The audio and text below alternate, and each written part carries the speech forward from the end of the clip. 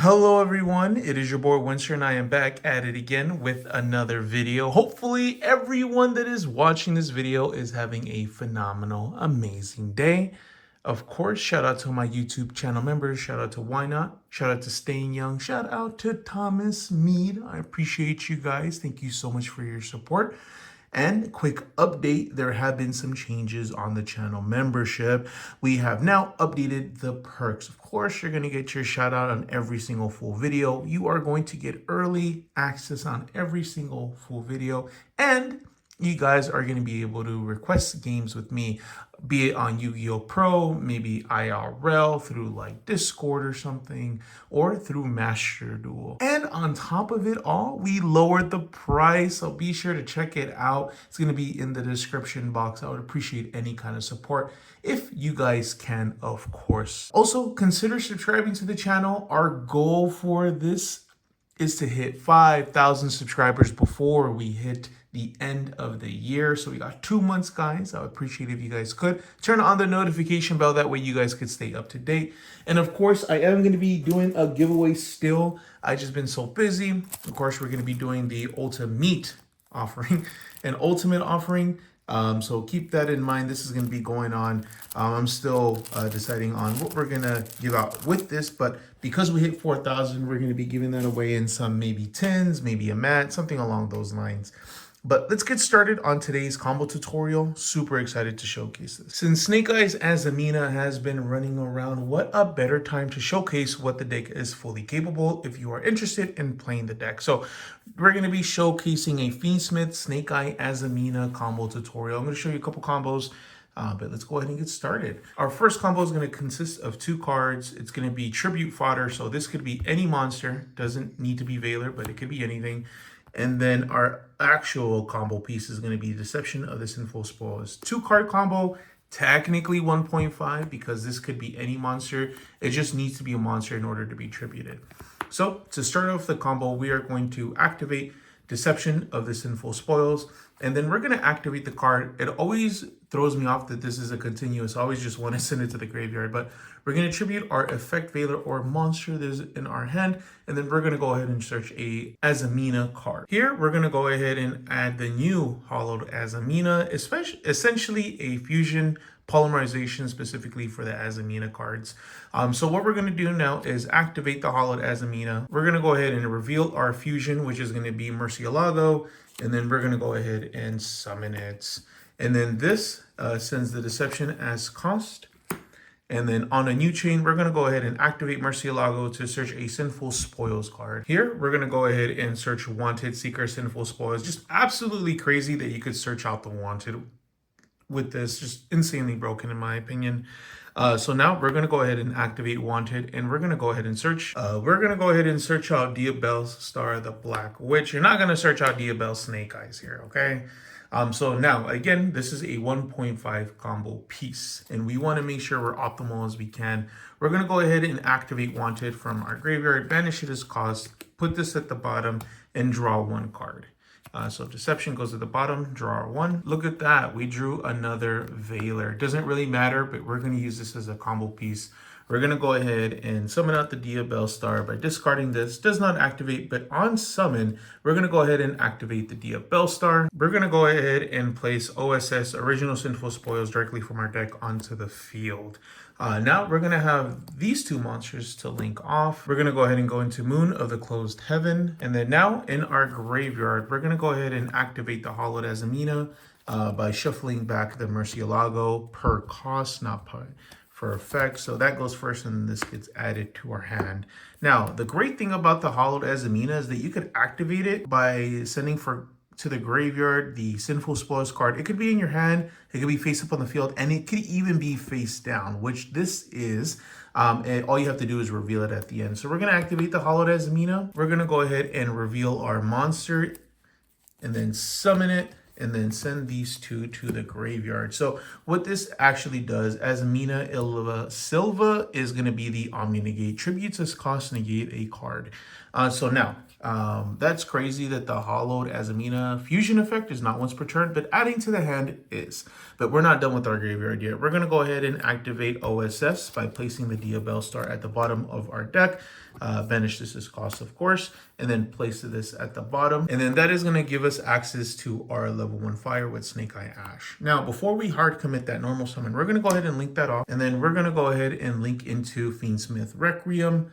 And then we'll go ahead and activate Requiem effect on summon. And then here we're going to go ahead and summon out Lacrima, the Crimson Tears. On summon, we're going to go ahead and activate the effect. Send to the graveyard Fiendsmith Engraver. Yes, you heard it right. Even though a lot of people are coming off the Fiendsmith engine, I still think it's a very strong one. Now we're going to go ahead and activate the Engraver effect. We're going to go ahead and shuffle back Moon of the Closed Heaven. And then we are going to summon back our Engraver. The reason we shuffled back the Moon is because we need this Wreck effect. We're going to go ahead and activate Wreck effect to equip it. And then we're going to go ahead and contact Fuse. And then that is going to summon Necro Quip Princess. Now, before we continue on, you could go ahead and take an alternate route. You could just, instead of playing Necro Quip or even going into it, you could just keep Lacrima on the field. You could go ahead and just link these two off. And you would just have the 3 Fiends in the graveyard to go into like Desiree.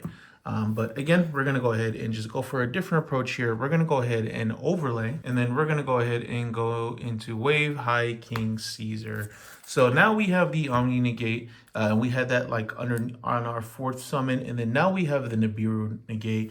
So they would have to stop us here if they did in fact had the Nibiru, because now we have the protection. And we did all of this before our normal summon.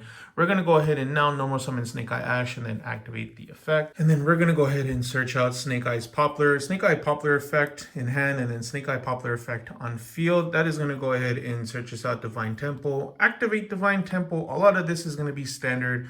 Activate Divine Temple, and then that is going to place Snake Eyes Diabell Star onto the field as a Speller Trap.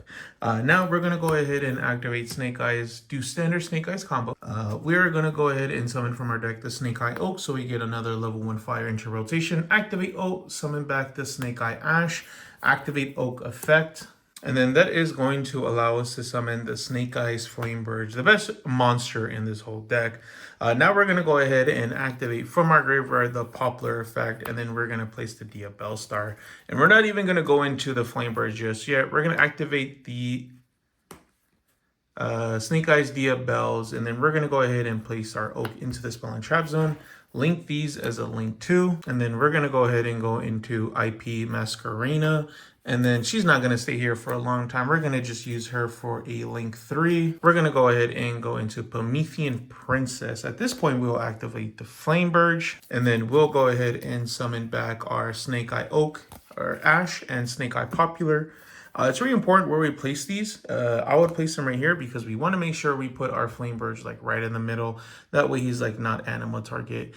Because now we're going to go ahead and summon him back off of the Promethean Princess. Now we're going to go ahead and activate the Flamebird and place the IP Masquerena. Now we're going to go ahead and link for 2. We're going to go ahead and go into Hita. The reason we're going into Hita is because we need to put Promethean Princess into the graveyard and get her off of the field with that Firelock. Now we're going to go ahead and go into link 2 again. We're going to go ahead and go into Silhouette Rabbit. Silhouette Rabbit effect on summon is going to go ahead and place. I'm sure you guys can figure what trap. We're going to go ahead and set the Angel Statue. That is going to be it for our board. Let's go ahead and go over, right? We have the 1 interruption, 2 interruption, potentially 3 interruption with the Silhouette Rabbit trick. We got the 4th interruption, 5 and 6, and then we have our last interruption with Promethean Princess, so that's 7. 7 interruptions off of a 1.5 card combo, which is absolutely insane. So that is what you could do with a 1.5 card combo. Remember, 1 card actually is our starter and the other one is just tribute fodder. But I'm going to show you what Snake Eyes, Fiendsmith, Azamina could do with a 1 card starter. We only have our 1 copy of Snake Eye Ash. Now keep in mind we have to do this uninterrupted, but we could set up a crazy freaking board. So we're going to go ahead and normal summon our Snake Eye Ash, and here we're going to do standard Snake Eyes combo. And then here we're going to go ahead and add our Snake Eye Poplar, Poplar effect in hand, Poplar effect on field. That is going to go ahead and add us the Divine Temple. We're going to activate the Divine Temple, And then we're going to go ahead and place Snake Eyes Diabell Star. And this is just standard Snake Eyes combo, just without the little boost that Azamina would give us. So here, we're going to go ahead and activate Snake Eye Ash effect. And then we're going to go ahead and summon out the Snake Eye Oak effect, summon back the Snake Eye Ash. And then here, we're going to go ahead and activate the Oak. We're going to go ahead and summon the Flame Birch Dragon. Doesn't matter where you place him right now because we're going to just send him to the graveyard at some point in time. And then here, we'll go ahead and activate the Diabell Star, or not the Diabell Star, the Poplar, excuse me. And then we're going to place the Diabell Star, then activate Diabell Star to summon itself by placing the Oak. Now, we are free to do whatever we'd like. We'll go ahead and do Link 2. And then we will go ahead and go into Moon of the Closed Heaven. I'm sure you could figure out what we're going to do with that. Link that off. And then we're going to go ahead and go into our Requiem effect on summon. And then we're going to go ahead and go into Lacrima, the Crimson Tear, Lacrima effect on summon. We're going to go ahead and send out the Engraver to the graveyard. And then here, it's pretty standard as last time. Activate the Engraver effect. At this point, or this combo, it doesn't really matter what we shuffle back. We're going to shuffle back the Engraver, shuffle back the Requiem, and summon back the Engraver. And like I mentioned earlier, we could take a different route. We're going to take that route today. We're going to go ahead and use those two monsters as a Link 2. And we're going to go ahead and summon our Requiem. Now we're going to go ahead and activate Sequence Effect. We're going to shuffle back our 3 Light Fiends, the 2 Fiendsmith monsters, including Engraver, and then the 1 Closed Moon. And then we're going to go ahead and summon out the Desert Ray. Now we're going to go ahead and Link 3. We're going to go ahead and summon out the Promethean Princess. Flamebird effect is going to summon out our 2 level 1 fire monsters. At this point, I'd be really careful where you place them, because once we summon Flamebird, we want to make sure we put him in a location where he's not a big anima target. Now we're going to activate the Promethean Princess, summon back the Engraver. Now here, this is an important part of the combo and pretty broken. You're going to activate Sequence in the graveyard's field or grave, and then we're going to equip it to the Desert Ray. Now the Promethean Princess has used its purpose. We're going to activate it to target, to negate it. It's any 2 cards on the field. Now we're not fire locked. We're going to go ahead and use these 2 monsters, and then we're going to summon out the IP Masquerena. Now we're going to go ahead and link these 2 off, go in our Silhouette Rabbit. Now we're going to go ahead and activate Silhouette Rabbit, and that is going to allow us to set our angel statue once again. Now we're going to use Flamebird effect, and then we're going to go ahead and place the IP Masquerena, and that is going to be our board. A lot of players would say that this is probably the better board because it plays around Dark Ruler a lot more. But this board does not play around Nibiru that well. You have somewhat of protection, right? If they were to Nibiru now, you can't really stop it, right? So they could just wait until the combo's done. So that's definitely something to keep in mind. This board does not play into Nibiru properly.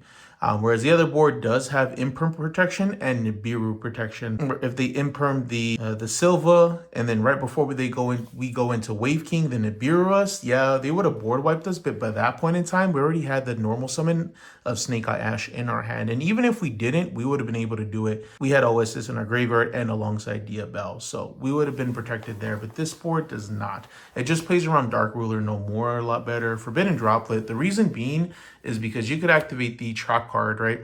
Let's say you pass your turn on this, our opponent just starts their turn off with like Forbidden Droplet in the draw phase. What you could do is change, and they don't send a chop, of course, which typical, they're not going to. And even if they had the impermanence, right, they probably would have negated the Desiree. But the draw phase, activate Forbidden Droplet, we activate Azure Rune, they send a monster and a spell, we're still able to respond with a trap. Now that they have nothing there, we'll just activate the Desiree to negate their Forbidden Droplet. Same thing if they had Dark Ruler. If they just activated Dark Ruler, well, we could still activate Azure statue and then respond with this. So pretty good boards on both sides. You just have to hard read your opponent on what kind of board you're going to end up building. But now, let's count the interruptions, right? We got 1 interruption, 2 interruptions, another, third, fourth, technically, right? And then we have 5 interruptions here. We have another interruption there. It's just so many interruptions, man, on what you can do. I definitely am enjoying the Fiendsmith build. I know a lot of people are going to Fire Kings because you're able to play better cards. For example, the Dominus Impulse, I think it's called. I can't remember because I think Purge is the bad one, right? That no one wants to play. But I still like this. I like the Fiendsmith stuff. It's fun. Definitely fun for me personally, and I really, really enjoy it. But yeah, that is going to be it for today's combo tutorial. Hopefully you guys learned something. Hopefully you guys found this video worth it. Again, thank you for watching. Do not forget to like, comment, and subscribe. If you guys didn't subscribe, remember to help out with that algorithm. Just drop a like, drop a comment. Help me out here. Show YouTube that these videos are worth watching. Shout out to my YouTube channel members. Again, I appreciate you guys. But that is going to be it for me today. Hope you enjoyed the video. My name is Winster. You guys have a good night.